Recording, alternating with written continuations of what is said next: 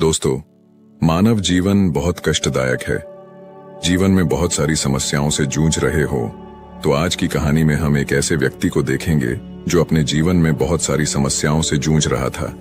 ये केवल उसके सोचने के तरीके की वजह से था। उसे लगता था कि मानव जीवन बहुत कष्टदायक है। वह सोचता था कि पशु का जीवन इंसानों से बेहतर है क्योंकि उन्हें इतनी समस्याएं झेलनी नहीं पड़ती। हम इंसानों को सदा चिंताएं सताती रहती हैं, वह आनंद से जीवन जीते हैं। तो आइए इसे एक कहानी के माध्यम से समझते हैं। बहुत समय पहले की बात है। एक निर्धन ब्राह्मण था। वह दिन भर गांव-गांव भटककर जो कुछ भिक्षाटन कर लाता, उसी से उसका और उसके परिवार का गुजर बसर होता था। परिवार में मात्र पति, पत्नी और पुत्र थे, परंतु कभी कभी भिक्षा मिलती तो कभी नहीं, जिससे किसी प्रकार पेट भरता। वे कभी पूरब के गांव में भिक्षाटन करने जाते, कभी पश्चिम के गांव में, कभी उतर जाते, कभी दक्षिण। यही उनका काम था। बेटा बड़ा हो रहा था, उसकी शिक्षा शुरू होनी थी। उससे पहले यज्ञ पवित्र करना जरूरी था, लेकिन यज्ञोपवीत का खर्च कैसे जुटाया जाएगा और 7 ब्राह्मणों का भोजन किस प्रकार संभव होगा। ब्राह्मण जब सुबह सुबह पूजा पाठ कर भिक्षा को निकलते, तब ब्राह्मणी रोज बालक के यज्ञ के बारे में याद दिलाती। एक दिन ब्राह्मण ने उसकी पत्नी से कहा कि ऐसे नहीं चलेगा, मुझे इंतजाम के लिए नगर की ओर जाना पड़ेगा। उसकी पत्नी ने उसे एक भिक्षा पात्र का ठेला बांध दिया और विदा किया।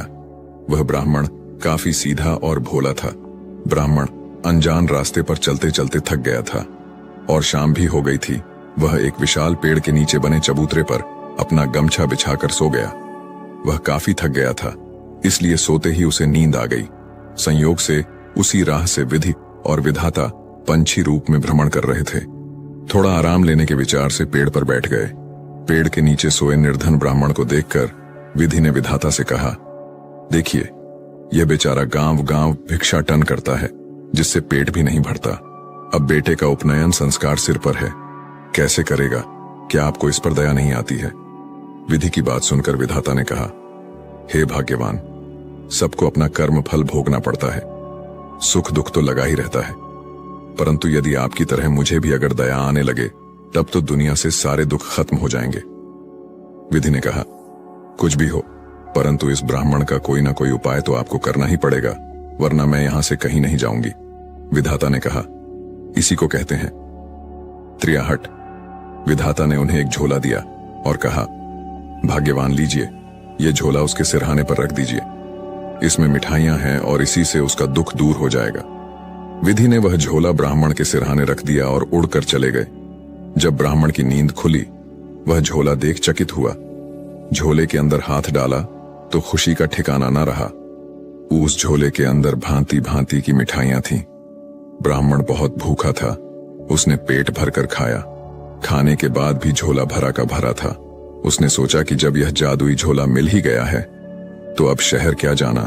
वह लौट पड़ा। अपने गांव की ओर लौटते वक्त शाम हो गई थी। तब ब्राह्मण को एक हलवाई की दुकान दिखी।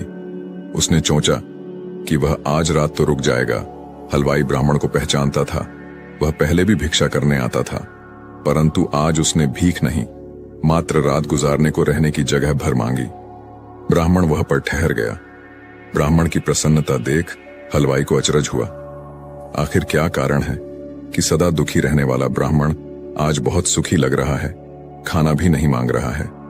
हलवाई की नजर उसके झोले पर पड़ी। रात को जब ब्राह्मण गहरी निद्रा में निमग्न हो गया, तब हलवाई उसके पास आया और आहिस्ता से उसका झोला उठा लिया और झोले को लेकर अपनी पत्नी के पास गया। और दोनों ने झोले के अंदर देखा तो उसमें से बहुत सारी नायाब मिठाइयां थीं। दोनों पति पत्नी ने मिलकर सारे बर्तनों में मिठाइयां भरकर रख ली और फिर झोला ब्राह्मण के सिरहाने जैसा था उसी तरह रख दिया। सुबह सुबह ब्राह्मण उठा और अपना झोला लेकर गांव जाने लगा। वह 1-2 दिन में खुशी खुशी अपने घर लौट आया। ब्राह्मण को देख उसकी पत्नी गुस्सा हो गई और झुंझलाकर बोली, 2 दिनों में ही कौन सा आकाश से चांद उतार लाए हो कि इतने खुश दिख रहे हो? ब्राह्मण हंसा, धैर्य धरिए भाग्यवान, सब कहता हूं। स्नान ध्यान तो कर ही लिया होगा। एक थाली लेकर निकट आइए। उसकी पत्नी को कुछ समझ में नहीं आया। वह थाली लेकर आई। ब्राह्मण ने थाली में झोला उलट दिया। उस झोले में से भांति भांति की मिठाइयों से थाली भर गई। उसकी पत्नी चकित हो गई और ब्राह्मण ने अपने हाथों से एक मिठाई उसकी पत्नी को खिलाते हुए कहा, अरे भाग्यवान, खाइए, जितना जी चाहे उतना खाइए। ब्राह्मण ने सारा किस्सा ब्राह्मणी को सुनाया। ब्राह्मणी को भी मिठाई खिलाकर खुश किया। जिसके घर में नमक का जुगाड़ नहीं था वह अब 5 भोग खाने लगे। अब ब्राह्मण भीख मांगने नहीं जाता। वह अपने घर में संध्या गायत्री का जाप करके दोनों खा पी कर आराम करते हैं। गांव के लोगों को आश्चर्य होता कि आखिर क्या रहस्य है जो ब्राह्मण और उसकी पत्नी दोनों इतना खुश है। कुछ दिन बाद आखिरकार रहस्य का पता भी गांव वालों को चल गया। अब बात राजा के कानों तक पहुंच गई। राजा निहायती लालची था। उसने ब्राह्मण को अपने महल बुलाया और ब्राह्मण ने राजा को आदर सत्कार से नमन किया और राजा ने ब्राह्मण को समझाया कि झोला उसके घर पर रहेगा तो चोरी हो जाएगा। इसे तुम मुझे दे दो, बदले में तुम्हें 25 स्वर्ण मुद्राएं दूंगा। ब्राह्मण कुछ समय विचार किया और विवश होकर झोला राजा को दे दिया। राजा के दिए रुपयों से बेटे का उपनयन संस्कार कर दिया। बचे हुए रुपए को दुकानदारों को दे दिए कि उनको राशन पानी देता रहे। कुछ दिनों के बाद वे पैसे खत्म हो गए। अब दुविधा ने फिर घेरा। आखिरकार ब्राह्मण ने निश्चय किया कि वह फिर से गांव गांव भीख मांगने जाएगा। सुख के बाद मिले दुख अधिक कष्टकारी होते हैं और वह गांव भीख मांगने निकल गया। एक दिन ब्राह्मणी ने ब्राह्मण से कहा कि आप एक बार फिर उसी राह पर जाएं। शायद फिर कोई चमत्कार घट जाए, शायद फिर से हमारे दिन अच्छे आ जाए। ब्राह्मण को भी ब्राह्मणी की बात अच्छी लगी और वह अगले ही दिन फिर से उसी रास्ते पर गया। रात होते होते वह उसी पेड़ के पास पहुंच गया। रात होने पर पेड़ के नीचे गमछा बिछाकर सो गया। विधि और विधाता पूर्ण चिड़िया के रूप में वहां आकर उसी पेड़ पर बैठे विधि ने विधाता को उलाहना देते हुए कहा, क्या हुआ? हे विधाता, आपने जो झोला दिया उससे इसका दुस्थायी रूप से कहां दूर हुआ? विधाता ने कहा, वह झोला राजा के पास चला गया। फिर विधि ने विधाता से कहा, कुछ तो राह निकालिए। विधाता ने भी यही सोचा और एक बार फिर एक नया झोला ब्राह्मण के सिरहाने रख दिया और वहां से चले गए।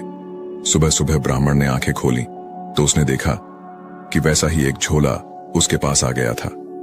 ब्राह्मण ने नया झोला देखा। वह खुश होकर जैसे ही झोले को पलटाकर अंदर देखा कि तभी उसमें से अचानक हाथ पैर निकलकर ब्राह्मण की धुलाई करने लगे। ब्राह्मण चीखने लगा। फिर जैसे तैसे करके झोला सीधा किया कि हाथ पैर उसमें समा गए। ब्राह्मण ने झोला बांधा और उसे लेकर वह हलवाई की दुकान गया। ब्राह्मण के सोते ही हलवाई ने पूरे घर का बर्तन इकट्ठा कर लिया और पति पत्नी ने मिलकर झोला खोल उलटा कर दिया। उसमें से हाथ पैर निकले और दोनों की धुनाई करने लगे। दोनों चीख मारकर रोने लगे। पूरा मोहल्ला इकट्ठा हो गया। फिर ब्राह्मण वहां आया और कहा कि हलवाई महोदय ने मुझसे 200 रुपए लिए थे, अगर वह दिलवा दे तो हम सब जादू से समेट लेंगे। हलवाई और उसकी पत्नी ने डर कर 200 रुपए ब्राह्मण को दिए। फिर ब्राह्मण ने झोले का मुंह सीधा किया। हाथ पैर सिमट गए। ब्राह्मण अब झोला लेकर खरीदारी करने लगा। गांव के लोगों को लगा कि अब की बार ब्राह्मण को रुपयों का झोला हाथ लगा है। उसकी खबर राजा को भी लगी। उसने ब्राह्मण को बड़े ही आदर से बुलाया और उसकी खूब आव भाव की। इस बार उसने झोले की जगह 4 गांव लिखने का वादा किया। दान पत्र लिखकर राजा ने ब्राह्मण के हाथों में दिया और राजा झोला लेकर खहुशी खहुशी से अंदर जाकर अपनी पत्नी को बुलाया और झोले का मुंह खोलकर उसे उलटा कर दिया। झोले में से हाथ पैर निकले और इन्हें पीटने लगे। राजा रानी चीखने चिल्लाने लगे। तभी सिपाही दौड़े आए और सिपाही को भी पीटने लगे। तब राजा ने ब्राह्मण से मदद की गुहार लगाई। तभी ब्राह्मण ने कहा, महाराज, यदि आप मेरा पहला वाला झोला दे दें तो शायद मैं आपको इस संकट से बाहर निकाल लूं, क्योंकि यह झोला दूसरे झोले का जुड़वा भाई है और जब तक इसका भाई अर्थात दूसरा झोला नहीं मिलेगा तब तक यह नहीं रुकेगा। राजा ने तुरंत झोला लौटा दिया। ब्राह्मण ने दूसरे झोले को सीधा किया कि हाथ पैर उसमें समा गए। तब जाकर राजा रानी और सिपाहियों को लात घूंस से छुटकारा मिला। राजा ने पहले वाला झोला ब्राह्मण को दे दिया। ब्राह्मण खुशी खुशी अपने घर आया और झोले की कद्दत से ब्राह्मण और उसकी पत्नी काफी अमीर हो गए। फिर कुछ दिन बाद विधि और विधाता ने देखा कि अब तो ब्राह्मण की सारी परेशानियां दूर हो गई हैं सो विधाता ने अपने दोनों जादुई झोले को वापस ले लिए और चले गए, और इधर ब्राह्मण और उसकी पत्नी सुख चैन से अपना जीवन काटने लगे। दोस्तों, आपने आज के इस वीडियो से क्या सीखा वह मुझे आप कमेंट में बता सकते हैं। इसी के साथ में उम्मीद है कि आपको आज की वीडियो पसंद आई होगी, तो इस वीडियो को उस इंसान को शेयर करें जिस